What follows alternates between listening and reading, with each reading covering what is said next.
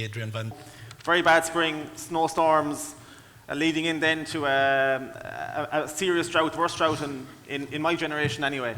So we're going to dwell on the next 3/4 of an hour or so on the lessons from 2018, and delighted to be joined with three excellent speakers. To my immediate right is Jack Kennedy, well known to you all, Deputy Editor of Farmers Journal. Jack, you're going to discuss a bit about what happened in Greenfield, a few of the lessons from the Greenfield demonstration farm in Kilkenny. Bill O'Keefe is a dairy farmer originally from Connacht, Cork. Bill, you've grown your business substantially over the last number of years. I was just reading earlier on, you're milking 1,200 cows across 4 farms in partnership with your wife Audrey and Owen O'Dwyer. So you're going to give, and they're around in Cork and also the southeast, so you've a regional spread for Bill. Tadgh Buckley then to my immediate right. Tadgh, you're Head of Agriculture with AIB Bank, also a dairy farmer from North Cork. So Tadgh is going to give a kind of an industry perspective of what 2018, the effect of 2018 on dairy farms, and also the lessons from it going forward. So maybe Bill, I might start with yourself, a bit of a couple of minutes on your own experiences of the year. Yeah, so I suppose just looking back on 2018, I suppose I spent the last couple of days thinking about it. I've broken it down into, I suppose, 9 points. I suppose the first one would be just, I suppose point number 9 would be about using, I suppose, breeding higher genetic animals. I suppose we have always used the policy of breeding off our heifers, and I suppose we're getting a more fertile herd, and we end up breeding maybe, I suppose, maiden heifers that have calves that won't actually be our top animals. So I suppose the first lesson is we're only from now on going breeding our top 30% of maiden heifers, leaving the stock bull off with the... Okay, so you're only AIing the 30% of the ones you're going to yeah, get. and I suppose for the cows then, we're only using dairy on, we'd say cows over 180 EBI, okay, and beef on the rest then. Okay. I suppose number 2, point number 8 was, I suppose, the effect of the drought. I suppose as time went on, we would have, normally you head into the summer and you get all these jobs, like get the calf sheds ready and all that. All these jobs got shoved out. Everybody was busy feeding, and I suppose it became aware to us that we had no system to help guys get through work, or even, I suppose, monitor track how jobs are getting done or away. So I suppose we've implemented a new process around Scrum, and it's actually Padraig Green, who's here today somewhere. He would have actually introduced it, and it's actually working out as a really effective way of getting more work done on farm. And it also tracks on a weekly basis how much work and how many jobs are being shoved off, and if all this extra workload is coming in, how are you going to tackle these jobs? Is that an app, or is it a no, wall it's just, chart, or what is it? Yeah, it's just on a whiteboard, but it's a process, and it's organised. So the first one there, the heifers was reducing the workload. The next step is getting work, making sure the work is done. Getting more work done, but being aware of the big thing is that those jobs just got shoved on, and next thing you end up in November, and you've no extra labour planned into the budget, and next thing these jobs are, where does the work come out of? Yeah. I suppose stress, we would have seen more so from the late spring. I suppose you had the snow, it was a tough spring. The late spring would have caused stress. I would have seen stress, we'd say, on one farm. There was a new team put together, and the impact of stress on good people, it affects their decision making. Good people can make good decisions, but when you're under stress, you don't make the decisions you normally make. And I suppose it's, how do you put that into, how do I make sense of that? And I suppose it's, if you're the All Blacks trying to win the World Cup, you're down 2 points, or you're down 3 points and you need to score 5 minutes to go. You're the best team in the world, but then they start making poor decisions. The pressure's on, the time is taken, and we make a poor decision. So yeah, that's what happened. We don't have a process to manage it. I suppose we're aware of the issue. Maybe Nullig has implemented. I suppose I would have seen Richie McCaw and the All Blacks. They knew that issue was there, and they've brought in a process around it. I suppose point number 6, grass. We would have fed 2 tonne of meal. Our grass utilisation went down to about 60% from 80. I suppose we would have seen meal feeding isn't 1 for 1. If you put in a kilo of meal, it doesn't substitute a kilo of grass. You need to put in nearly 2 kilos of meal to fill the cow, which had an impact. Our heifer farm was internal. It was new ground. poor soil fertility was hit the worst in the drought. So I suppose we've actually made a decision now to contract rear out all our stock, and we just can't lease land, put labour on it and rear the stock for the same price as contract rearing. So we've offloaded that. Profitability was down due to the drought. The drought would have cost us 300 a cow. This was funded, I suppose, 50% through the Glanbia loan scheme. The other 50% would have been funded through internal cash flow. We would have actually met the bank last April to, I suppose, with the plan to scale up the last farm. We were adding an extra 100 cows, so we would have met him last April. I suppose we were conservative enough in our assumptions, so we were able to, I suppose, absorb the extra 150 of a cow into our cash flow. But I suppose, look, cash flow is the most important thing for us. Looking ahead, how are we going to get to April? How are we going to manage? That's the type period. So we're always doing that, and we would have started that last April. I suppose on farm, point number 4, stock performance was excellent. Body condition score of cows was excellent. Our 6, I suppose we would see the 2 important things that driving profitability are grass utilised and 6-week in calf rate. So our new farm, the heifer farm, had 92% 6-week in calf rate. We had 2 farms with 85% 6-week in calf rate, and 1 farm with a 78% 6-week in calf rate. Our farms the heifer farm did 460 kilos of milk solids, and our other farms did around 480 kilos of milk solids. Third point, I suppose, people review process. We have a process of sitting down every quarter with our people. If people, when we're putting together new teams, if people are under pressure, we meet them twice or every 2 weeks. And we actually had a guy that started last February, was under major pressure through the spring, May, June, July, August, but he's actually turned around and is through the review process, and he's turned out to be a really good performer now at this stage. Yeah. So the review processes work. I suppose good teams are important. The whole thing is driven by teams. We didn't lose anyone. We've gone through a tough year. We didn't lose anyone that was with us last January. I suppose an interesting thing, we actually haven't lost anyone that has joined us, that has stayed with us 6 months since 2008. So I suppose we would be a hard work environment, but if you like it, if you last 6 months, you'll stay. So we've, just to measure, we'd say the 1st of January last year, the average employment across, with 13 people, was 23 months across everybody. Whereas this year, that's gone up to 32. So our teams, the 13 people, have all added, we'd say, 9 months. So we're far stronger. I don't know, are you working on that? Like, are you paying them more than anyone else, or what's the? Well, no, I suppose it's trying to create a good work environment, trying to create a good culture. It's I suppose getting buy-in. We work very hard at it, but if the drought hit us this year, we're in a far better position. We've way more experience for it. I suppose the number one thing from 2008 that we would have seen is the commitment. The commitment of the effort through the drought. And just an example, like the farms up in Kildare and Wicklow were in the eye of the snowstorm. So, it was hard for me to imagine how bad it was up there, but we had a guy that went to work in the morning, and he had to abandon his car. He had to walk 2 miles to get in and milk cows. With another guy, he couldn't travel the road with the tractor. He went into a field and drove up the river to get in. We got massive commitment out of our people. That's my final point. Okay. We'll go to questions at the end, maybe. Just straight to you, Jack, a bit about the Greenfield farm, a small bit of background and your lessons from it.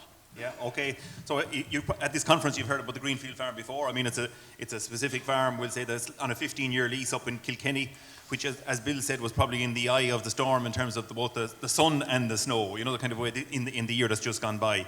So it was a farm where 3 shareholders set up a farm, leased it for 15 years, converted it from tillage into grassland, with the objective to put grass-based spring calving dairy farming in place, in a kind of sustainable manner. So we borrowed 850,000 from Tadgh, and the shareholders put in 350,000, and that got the farm up and going.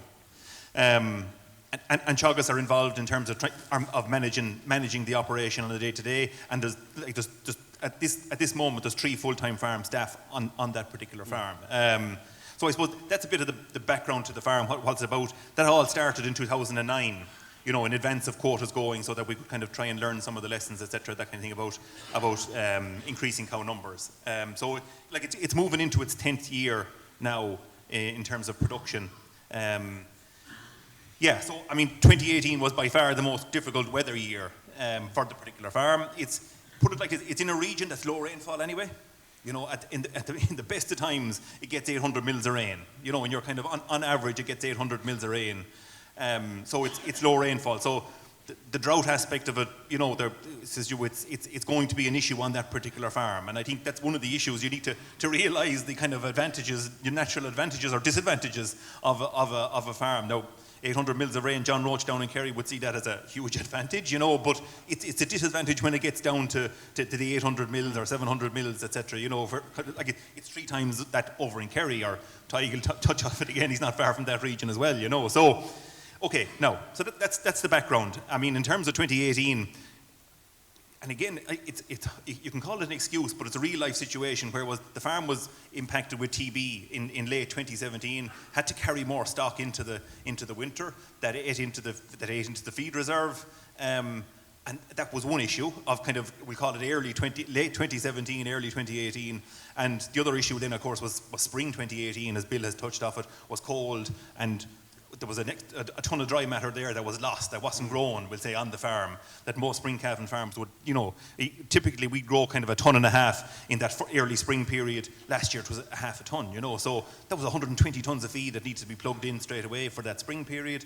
And as I said, the 50 odd cows, the culls that were there, because of the TB restrictions that couldn't be sold off the farm, etc., that was another challenge. So that set the year off poorly, it set it up poorly for the particular farm. And then, as you say, the snow, as Bill has talked about, the snow came in March, late February, early March. And it was all that situation that Bill talked about. Like, I mean, the staff commitment getting to the farm was huge, I mean, to actually get there, to be able to do the jobs. But again, that's I call it a risk for these farms where the owner-operator isn't there, the kind of a way. Because, like, traditionally in Ireland, most of the farms, the owner-operator, he or she, both are always there. And, like, that's the kind of nearly the release valve for a lot of issues, So you're saying it doesn't work? I'm not saying it doesn't work, but I'm just saying that you'd need to be aware that during these issues of where there's a real challenge, and like it's not often it happens, but where there's a real challenge of snow or that's just that snow event. Like, I mean, the sun wasn't. The drought is a different issue. The kind of a way. Like, but look, I'm saying you just need to be aware of it. And I suppose it's one thing that I mean, it's just getting people to the farm. Maybe they have to stay on the farm. Like, so have you the facilities in place to stay on the farm? Is there a generator there if the power goes? It sounds like simple, basic stuff, but I mean, it's something that you need to be thinking of. I think in terms of if you have, I call it vulnerable farms. The kind of a way where maybe there's no owner operator in place and all the staff come and go each day, which is, there's nothing wrong with that, yeah. but I call it vulnerable, So that's a point I think that's worth making. Like, I mean, in terms of the snow, I mean, look, there's a certain amount of hardship or workload with it, as Bill has stressed, and you really can't get away from it. You kind of just have to kind of put the resources in place, and that might mean more support coming in for the couple of days when that challenge is there. So I mean, I think you need just to kind of be aware of what's happening, and that comes down to communication channels, and that, as you say, he's on the end of a phone and he'll talk to you about the problems or the challenges that the person has or he or she has on the farm, etc., and that kind of thing. Like, the emergency measures, I talked about that. So like, I mean, that was the snow piece. I mean, long term, the couple of issues I have long term, kind of in terms of trying to fix these issues for like at 2018, if it was to happen again. I mean, Bill has touched off it again. I mean, it's all about the team. On the farm, it's about the team, that they need to work with each other, because yes, you need a leader, you need someone on the farm that's going to be able to call the shots and knows what to do, the kind of a way. So he has that little bit of experience and he is that leader, but you also need him to bring the other 1 or 2 persons with him, and they need to be kind of buying in with him. So look at it again, maybe it's often overused, but it on a kind of a vulnerable farm, I'll call it, it's absolutely crucial, especially when you have weather events like snow or like sun, which, as Bill says, brings a pile more work. You know, the staff can't do what they would have normally done for the 9 previous years. You know, so it is an issue. How do you identify that leader, so Jack? I mean, Yeah. if that was lacking in Greenfield, we'd say in spring, how do you identify it and not be back there again in the future? I mean, look at it. It's all this piece about kind of, you know, you start off with the way you want to continue. Obviously, you have to kind of have the protocols in place in terms of the, you know, what needs to happen on the farm. But it's about selecting the right individual that has the experience, that has maybe, like if he's going in to manage a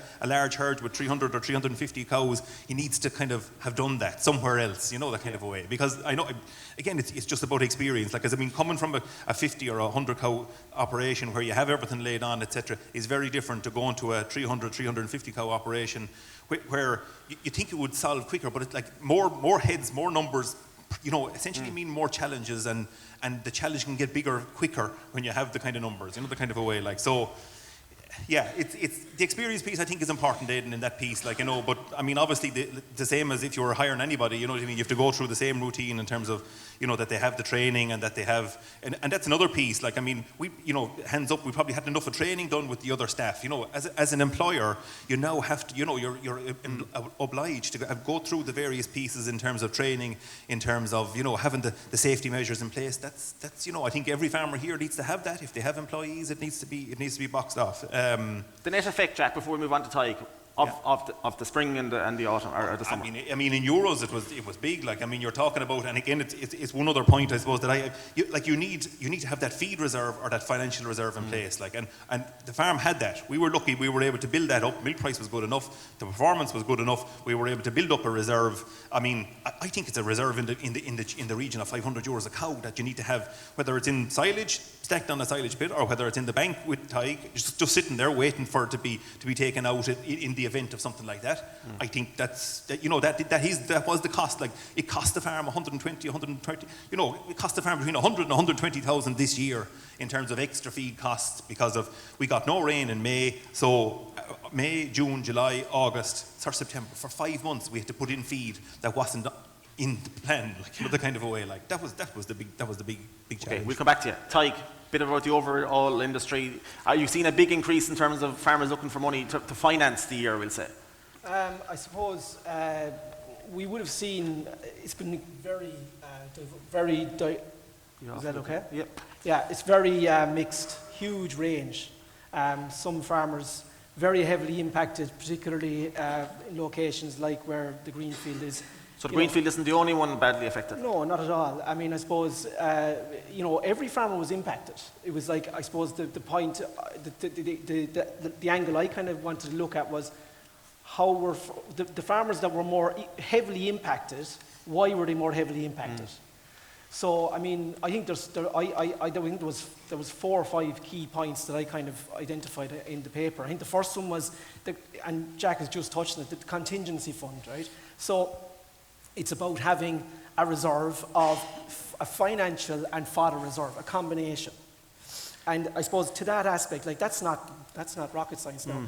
And one of the things that I suppose I would look at, you know, if you look at other industries or other farming industries, if we look at the pig industry, we have some of our best farming customers, some of our best business customers are pig farmers. And so they've gone through these cycles.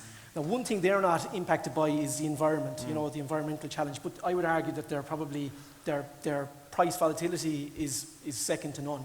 So the first thing they will do if they go through a strong patch, the first thing they do is they build up capacity in their business to react to the next crisis. Now, that capacity will be, if they've creditors already, the first thing they do is they'll wipe them out. There tend to be more credit in pigs than dairy, but they'll wipe them out. The next thing they'll do then is they'll start looking at facilities. If they need to fund facilities, because it's a very capital-intensive business, they'll look at that and possibly try to do it if they've a lot of reserves coming up to do it, so that they don't have to do it during the downturn. And then thirdly, they'll build up a contingency fund of cash. Okay. They don't have the fodder issue. You don't need fodder for a pig. You need it's a non-ruminant animal. So they don't have the fodder side. If they were dairy farmers, they'd be building up a bank of fodder as well. So I think that's where we learn. And now one of the things I would say is that you've got to be careful, because when you go doing capex from cash flow, So guys will say, look, 2017, typical example, massive year, drive on, spend money from cash flow. That cash is absorbed by the business. And they say, it's grand, I can fund it in 17. But yeah, that's fine, but it's not there for 18 if you use it in 17. So a more appropriate method might be to say, I'll use half it and I'll bank the other half. Now you can still retrospectively finance it, but then suddenly the bank is in, you have to go to the bank to do that, whereas it's sitting inside the deposit account like the Greenfield had. Like the one thing, one of the big things with Greenfield, they didn't have to worry about that aspect because they had their own control of their cash, because they had it on hand. But is it fair to say you need the cash, but you also need the feed? Oh, absolutely. Because money couldn't buy feed for a period. Absolutely. And the thing about it is you can actually in-cash fodder if you have too much of it anyway. Yeah. If you think about it. You can sell bales or whatever, or sell silage. So you have to have both. I suppose the second thing I would say is that inadequate facilities exacerbate stress on the business. And I think there's a couple of aspects to that. There's the infrastructure side of it. I think Bill touched on a very important point about the stress levels and making good decisions. If you have poor facilities, you're going to have to make more decisions, and you're likely to make more bad decisions because of it. And so stress in terms of like simple things. So when farmers look at it, and I think sometimes when they look at facilities, they maybe don't realise that they're not that expensive to put in, like maybe additional feed space. Because you don't look at it as the annual cost. I mean, one of the things, and I'm not saying you'd finance it over 15 years, but if you spend 20 grand on additional feed space, to be able to feed every cow at the same time, if that 20 grand over 15 years would cost you 2 grand a year. I'm not saying that borrowing it over 15 years, I'm saying if you're looking at it, you're saying, will your business benefit by 2 grand a year? I would say it's cash neutral, because that's 15 years. That's there for 15 years. Now, different facilities, different investments are shorter. They're not all 15-year investments. But that's the way you need to look at it, because that then helps you lessen the workload, lessen decisions during difficult periods, and make it easier for your people to perform better. The other thing I would say is you've got to calculate your stocking rate, and I know it's being touched on the other day, so I won't do too much, but you've got to calculate your stocking rate, first of all, not based on the best year, based on a number of years. So I just looked at pasture base, and if you look at the last 5 years, the average growth in pasture base recorded was 13.2 tonne. And if you look at that, and you take a cow requiring, okay, I'm picking a 5 tonne of dry matter. We can argue all day, but I think the point that Bill said, if you put in feed, you don't automatically reduce it. So if you need 4.5 tonne of dry matter, and you take an 80% utilisation, that stocking rate equates to 2.4, okay, across the farm. Now that's assuming every single hectare grows 13.2 tonne, but in reality, it's only the platform that's growing it. Farmers with outside blocks, they're probably not even measuring them. And then that's the guys on pasture base. And if you looked at the top 25% of the profit monitor in 2017, the average stocking rate was 2.64. Now, what fellas will say is they say, okay, I'll stock at 2.4 because that makes, because I do the equation. Well, how are you going to build a reserve of feed if you're stocked to the and the equation, I'd equate it to, I was trying to think of an analogy, like to say, like, the optimal stocking rate isn't the one that maybe is the most profitable in a normal year. Because I was trying to think, and I said, okay, if you look at an aircraft, if you're Ryanair and you're flying a Boeing 737, if you want to get from here to Italy, the most efficient way to get there is to minimize the fuel, because I think they burn like a gallon a second or something mental, right? So you don't want to carry any excess fuel, because you want to get there just enough fuel to get there, because fuel is weight, and weight costs, impacts on their efficiency. But you wouldn't be left into the air so when you look at the regulations, if you're flying an aircraft, you have to have enough fuel to get to a divert. If you have to divert, you put in a diversion in the airport. Enough fuel to get there, plus a reserve of 30 minutes to stay in the air. And then on top of that, then you need a contingency of another 5% of your fuel. That's just the fuel in the airline. Because it's because if you're up in the air, you run out of fuel. It's good night, Irene. It's like, so, like, and I suppose, and I'm not saying no, but we need to look at that and say, okay, like your optimum stocking rate is like, you got to look and say, okay, we're going to have an 18 at some stage in the future, and make sure it doesn't finish the business or put absolutely such an impact on it that it could. And I suppose just 2 other points. We got to beware of system creep. And I think that a year like 18 can cause it, because suddenly you're forced into an alternative system and you're going, geez, I put in this feed and I get all this output, and isn't this great? Like it's not, and John will probably touch on that later. And just one of the things I took, a colleague of mine, Donald Welton, was on the Positive Farmers New Zealand study tour, and I was just looking at some figures that he gave me afterwards, after coming back. Like the New Zealand farm working expenses have gone up by 50% in the last 15 years. And I think we've learned an awful lot of good things from New Zealand and how to run our businesses, and maybe this is something we need to look at to say, okay, how do we just maybe take that observation and maybe make sure it doesn't happen in Ireland. And the last thing is, don't assume it'll never happen again. And again, there's a small bit of that going on. Jesus, like 18 was like, you know, we'll never see the weather events. We'll never see it could happen again. It does nothing to say it won't happen again within the next 5 years. Who knows? So just you got to build your business to be resilient in that aspect. Okay, very good. We're going to open it to the floor. So if anyone has questions, put their hands up, and we'll get straight into it. So we want to keep this as informative as possible. So hands straight up, and we'll get mics to you. We might get another mic here just to Jack as well, if we can. Do we have a question? Just on that system creep thing, Bill, what's your plan for feeding next year? I know you fed We're 2 ton this year. You're okay. Yeah, the plan is about 700-800 kilos. We're stocked. Our plan is a cow to the hectare overall, but we actually are we've about 1.3 cows, or 1.3 acres to the cow. So because we've removed the heifer, so we have that flexibility to build that buffer. But I suppose long term, look, it's a cow to the acre overall, and we're stocked at one farm is at 3.1, two at 3.1, one at 3.3, and one at 3.6. Jack, yourself then, Greenfield? Yeah, I mean, so for the last 10 years it's been stocked kind of between 2.6, it was lower starting off in terms of we didn't know what the farm was going to grow in terms of grass, etc. So it's up to about the 2.7 mark, Aidan. It's different to Bill, like it's strictly a milking platform. So everything that happens on the farm happens. There's 120 hectares there, and it's a milking platform. The heifers are gone, the young stock are gone as early as possible. And being real about it, Aidan, it's only making 60% of its winter feed. Effectively, it's a first cut silage operation that you get first cut, and because it's so dry in that particular region, like the second cuts traditionally have burnt up. So you're not taking second cut; you're buying it in effectively. So have you that in the budget for the next couple of years? That you're going to be buying 40% of your winter feed? That's the plan as it stands. That no. I mean, again, you have to move with what has happened, Aidan, because Kilkenny is in a high livestock area, trying to get that extra feed. Like, we need to build up a reserve. We need to have a buffer in place, we'll say, on the farm. So we're going to have to buy that. I mean, that's what the plan is. But okay, we have a question there on the floor. Yeah, I suppose to Tadhg, and it's not a question, but I'm glad that you emphasise the importance of good facilities, and especially in a very tough year like 2018. And I feel, Jack, you should have made a comment in regards to Greenfield. And look, a lot was spoken about the Greenfields early in the year at the time of the snow, and I feel you should have mentioned it, that facilities probably were an issue in Greenfields, and they certainly cause a lot of stress. And just a question for Bill. Like the fact that you got through things in multiple units, were the facilities good enough, and they must have been good enough for the staff to be able to remain on?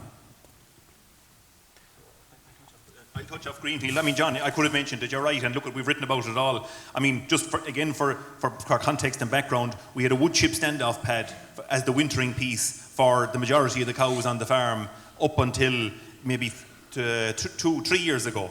And then we converted to topless cubicles. So there's 250 topless cubicles on the farm. That was an investment made by the farm. And again, it's one of these challenges for these lease farms that the capex, essentially the majority of the capex was made at the start of the lease. But you've no shed now, Jack. Come on, like you've no shed over that roof. No, topless cubicles, yeah. 250 topless cubicles, like, yeah.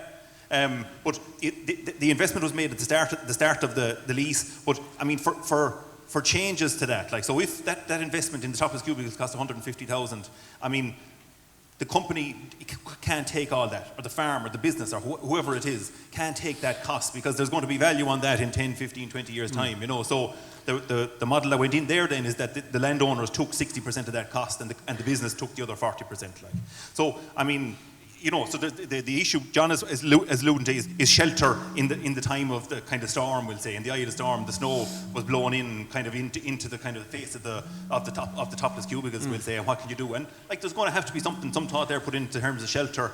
And the professor that came over from Canada, actually, I mean, he made the point, you know. So there was a review into this whole process and what happened on the farm, etc., and that kind of thing. And he said that topless cubicles could in fact be worse than, you know, the standoff pad, because it forces cows to lie individually, like like there's mats on the cubicles and all that, but it still forces cows to lie individually. So like cows in general will kind of huddle together. You know, when you'll see it in every field, you'll see it in sheds even in bad times, that cows huddle together.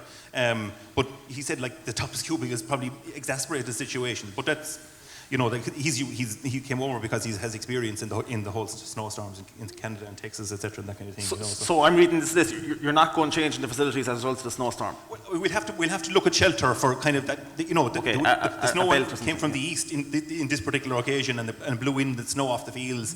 You know, I mean, yeah, we'll have to look at it. Oh, yeah, definitely. Bill, facilities in your farm. Yeah, look, John, you know, good facilities. I'm totally with you. You know, just, I suppose from listening to John earlier about the environment, you know, these challenges are coming. So, you know, good facilities, you need them on farm. I suppose, you know, labour is getting more expensive, so like that is also driving, you know, to make farms better places to work, more simple, less people employed on them. But I suppose you have the challenge, right, of trying to get a farm where young people can come into the industry, right? So you have people saying, look, the Greenfield should have, you know, the top class facilities, but that doesn't balance with trying to get young people into the sector. Like, is someone that has a farm well capitalised going to give it out at a relatively reasonable rate? Do you know, I can't see it. I can't see young people coming into the sector. You know, we all want young people coming in, but if we're not going to have a model like the Greenfield, like our farms, you know, we've all storage, all our cows, we have a cubicle for cows, they're all indoor, we don't do any kale or beet or anything like that. But there is a balance, you know, I think there will always be that challenge with trying to get young people in, leasing farms, not having the capital to invest in the facilities. And if you look at the Greenfield model, like if you're a young farmer invested in there, you're not left with a whole lot of money after 15 years. Do you know, so if they invested in the capital, you know, if there's more capital went in, they'd have nothing. Like, does that? We've one here in the front, yeah, Jerry. Sorry.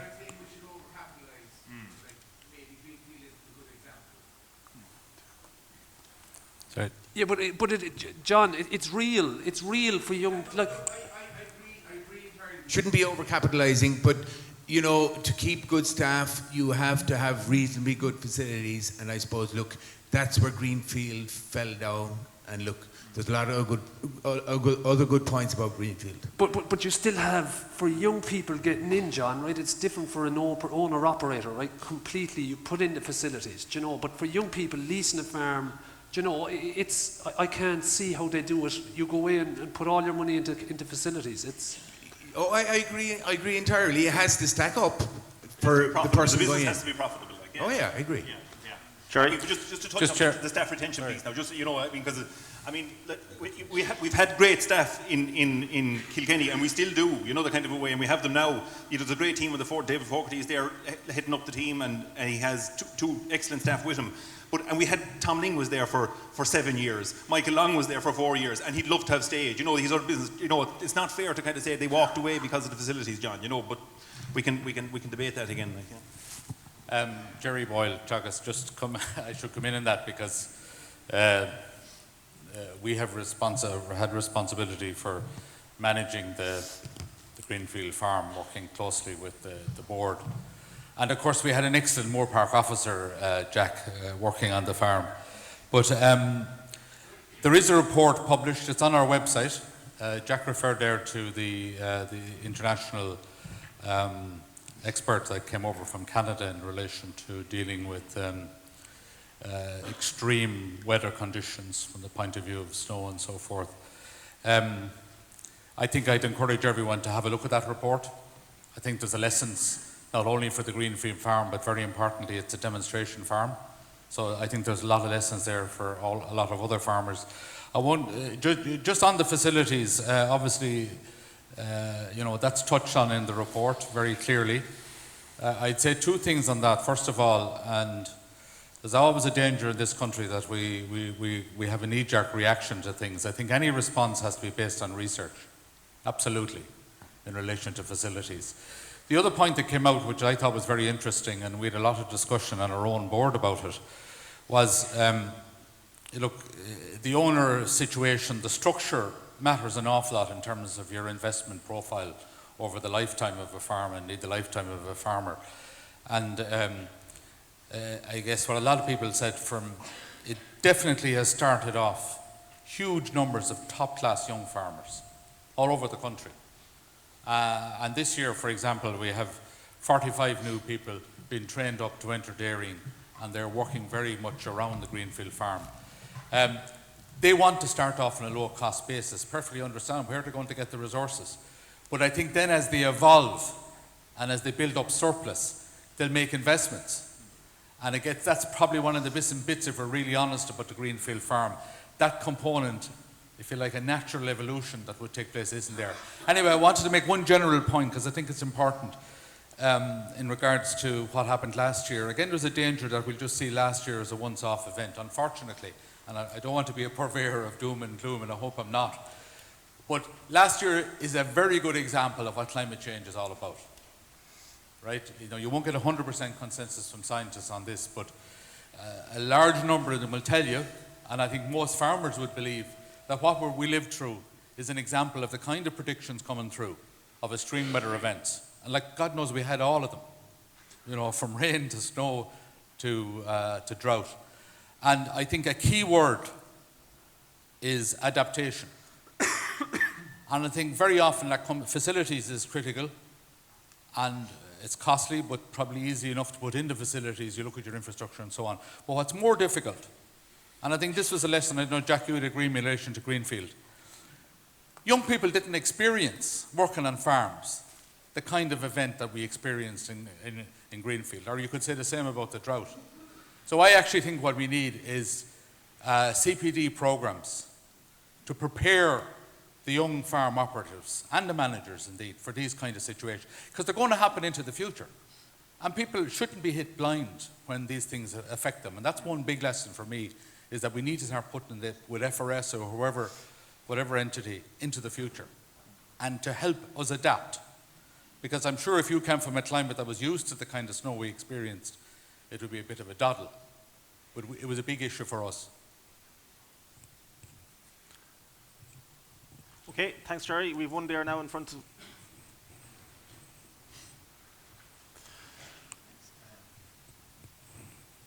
Hello.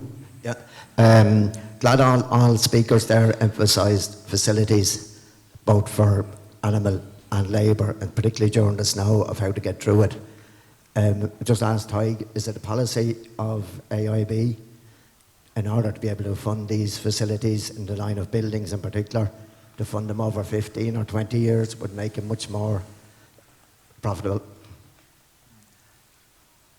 So in terms of land and buildings... and just buildings, facilities, right, yeah, on the land. But land, you can include land buildings, on yeah, the longer one. Yeah. Buildings, 15 years is the term that we would, up to 15 years, and 15 years is available. The reason it might be less than 15, sometimes the farmer might choose to go less than 15.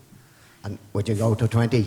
As I say, if there's a good bit of money to be spent on farms, it makes it all an awful lot easier if you can put it over that. I know you can go into the life of something like that, but something like a milk and parlour, storage, have a longer life than 20 years. So if you're purchasing land is available up to 20 years, facilities 15. We would see 15 as probably being a reasonable enough term for facilities. The difference between 15 and 20 years isn't massive when you actually look at it. And if it has to work because you have to go from 15 to 20, it's probably too tight possibly anyway. Now, I think there's a couple of things I would say, and there's a couple of very good points made. I think, there's a discussion about facilities and all that. It's very rare that you'll go into a situation where it's there's no buildings. There's generally always buildings there already. So a lot of the time it's just adding on to the existing facilities, and then you can have a combination. The other thing about it is that I think that Professor Boyle made the point, and he's right. Like, you know, a lot of times it's about starting. So if you put in topless cubicles today, well, put in the capacity to cover them in 5 years' time if you want to. And if you have the funding at that stage, you can, or maybe not, depending. And that's what guys are doing. So, and you know, they might have 150 cubicles already, and they add on another 75, which are topless, and the 150 are covered, but they can cover the 75 afterwards. So, and I think that, but I suppose the whole thing is to make the business sustainable and resilient. And like the Greenfield farm, we've learned an awful lot of from it was a project to learn from, which we have learned from. And the key thing is we learn from what happened this year as well. Yeah. You know, we don't just go around and start hammering everybody. Say, like, listen, because that's what it's for. And there's some great lessons to be learned from what happened there this year as well. But the debate now so far today has all been about facilities. Like, in your experience, was facilities the biggest issue in the spring and the summer drought? You know, taking away your lessons from 2018, and this opened to Bill and Jack and Tadgh yourself as well. But is it about facilities, or is it about how you manage your farm? Definitely the spring, you know, facilities makes a big difference. But good people, good teams is, you know, is also as important, if not more important, you know. But yeah, I suppose the experience through the drought, you know, good teams, their ability to get through work, organise themselves, organise the guys around them, makes, you know, the drought wasn't affected by facilities, really. Is there anything you would have done differently in the drought, Bill? You've had 2 ton of meal over the course of the year. We had this debate on the phone the other night. Like we approached the drought that we would have, you know, we said we grazed down our average farm cover to 400 before we'd start supplementing. And I suppose we were like, this isn't going to, it's not going to last. And then we got to 400, and then we just supplemented it.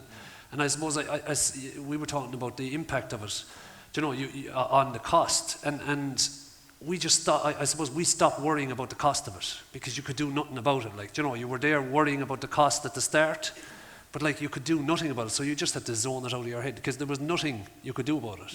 You know, so you just, what we focused on was milking those cows and getting a return on what feed we were getting. You mentioned the meetings, the reviews. Yeah. How often are they going on? Once a and how long quarter. have you been doing them? And what's the setting? Like, just explain a bit about. Well, I suppose it's just trying to create alignment for the quarter. So, like you know, our quarter would be the 1st of April, so that would be around calving, and you go like, what's the most important thing?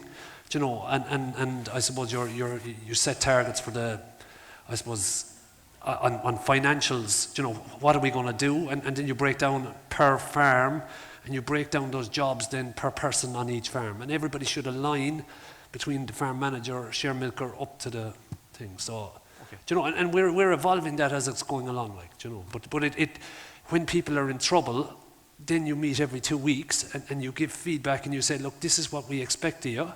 You're at a red, we want you at a green, this is how you get to green. And sometimes people have to leave, you know, but we saw a guy that was under major pressure, you know, for a long period, and now he has turned around and he's really, really good. And I suppose it's also a forum to get feedback back, you know, if there's issues that they have with you. Yeah, I think that, yeah, we're probably zoning too much on facilities. I think I would say good people farming at the appropriate stocking rate. Because, but they're all linked, but they're probably the key things, because, you know, who are the guys, you know, the stocking rate had a huge impact on the guys that were, because if you know... Both in creating the feed in the first place, and the demand was so high then when there wasn't. Exactly, and it's very hard to correct it mid-year, as we all know. You know, it's different because it's quite unique in terms of the seasonality. You know, you've a season. It's not like an industrial operation where you can kind of change it every week is the same. It's different with dairy farm. Okay, at this point I think we're going to close it. We're slightly over time. I thank the panel for our speakers for a good interaction there. Thank the audience for interaction, and a round of applause please for them.